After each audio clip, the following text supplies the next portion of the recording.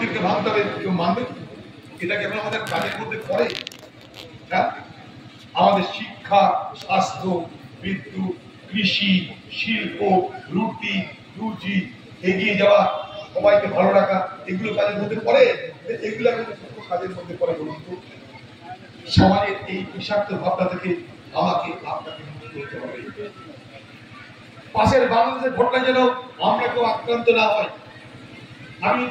আমাকে অনেক সংবাদ মাধ্যম জিজ্ঞেস করেছে বাংলাদেশে, আমি বলেছি বাংলাদেশে সংখ্যা গরিষ্ঠ মানুষ যারা বেশিরভাগ বাংলাদেশের মানুষ, তারা একসঙ্গে চলতে ভালোবাসে, তারা সম্প্রীতি সৌহার্দ্যে থাকতে ভালোবাসে।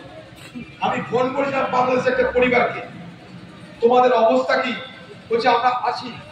আমি একজন বাংলাদেশের ঢাকাতে একজন সাংবাদিককে ফোন করেছিলাম, মুস্তাহিদ বাড়িতে আমার খুব পরিচিত। বললাম ভাই আপনাদের খবর কি? বলছে দাদা বলবেন না, এক অদ্ভুত পরিবেশ তৈরি হয়েছে।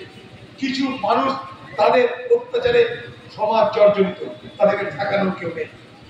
বলছে আমাদের এখানে অনেক গ্রাম আছে যেখানে হিন্দুরা আছে, তারা মনে করছে তাদের বিপদ হবে, গোটা গ্রামকে মুসলমানরা ঘিরে রেখে তাদেরকে রক্ষা করছে, বিশ্বাস করুন।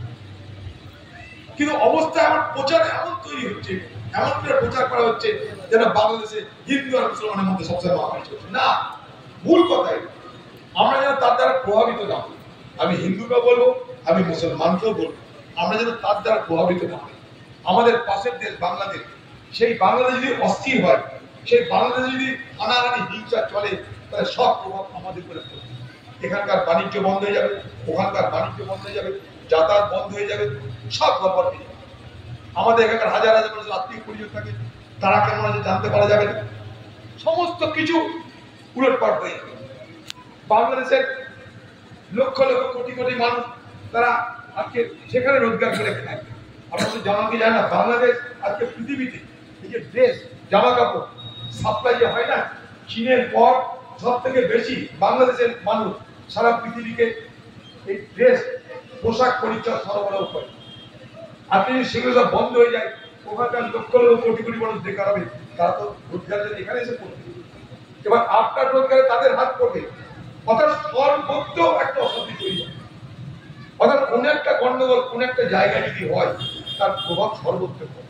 দেখুন, আমার যদি আমার বউকে ভালো না লাগে, আমি আমার বউকে তালাক দিতে পারি, তাই তো? কিন্তু আমি কখনো আমার প্রতিবেশীকে তাড়াতে পারি। আপনার বাড়ির পাশে যার বাড়ি, আপনি তাকে তালাক দিতে পারেন, আপনি ঘরের বউকে তালাক দিতে পারেন। আমি তোকে তালাক দিতে বলছি না, কিন্তু আমি বলছি আপনি আপনার বাড়ির বউকে তালাক দিতে পারেন, কিন্তু আপনার যে প্রতিবেশী, আপনার পাশের বাড়ির মানুষকে আপনি তালাক দিতে পারেন। ঠিক একই রকম ভাবে বাংলাদেশ আমার প্রতিবেশী রাষ্ট্র, ভূগোলে সে আমার প্রতিবেশী, আমি তাকে তালাক দিতে পারি না। তাই সেই জায়গাটা মাথায় রেখে না বাংলাদেশ ভারতকে তালাক দিতে পারে, না ভারত বাংলাদেশকে তালাক দিতে পারে, আমাদের একসঙ্গে থাকতে হবে। এটাই আমাদের ভাগ্য, এটাই আমাদের নির্দিষ্ট করে দিয়েছে। সেই জায়গায় দাঁড়িয়ে বাস্তব বুদ্ধির পরিচয় দিয়ে যেটা ন্যায় সেটা করার জন্য উভয় দেশের মানুষকে এগিয়ে এসে আমাদের পথ বার করতে হবে। হিংসা কোনো কিছু সমাধান হতে পারে না। মানুষের জীবনের অগ্রগতির জন্য শান্তিপূর্ণ ভাবে সহাবস্থান, সম্প্রীতি, ভ্রাতৃত্বের প্রয়োজন হয়। সেই বার্তায় আমাদের পার্টি, আমরা সবাই সবসময় দিয়ে থাকি। তাই এলাকার সর্বস্তরের মানুষ, এই বিকেল হয়ে গেছে, শীতের সন্ধ্যে, তাও আপনারা এই ছোট্ট অনুষ্ঠানে এতজন এখানে এসেছেন। আমার ঘরের মা, ভাবি, বউ তারাও দূরে দাঁড়িয়ে আছে। আমরা অভিভূত আপনাদের এইভাবে সমবেত হওয়ার জন্য। আপনারা খুব ভালো থাকবেন। আমার খুবই আপনাদের এই রকম জমায়েত দেখে আমার খুব অবাক হচ্ছে। আমার ইচ্ছা ছিল এখানকার এই মৃত পরিবারের সঙ্গে দেখা, কিছুই না, আমি ওকে জান দিতে পারবো না, দেখা করে। তো তাদের সঙ্গে দেখা করেছি। এখানকার যারা নেতৃত্ব, তারা আমাকে সেই সুযোগ করে দিয়েছে, তাদেরকেও ধন্যবাদ জানাই।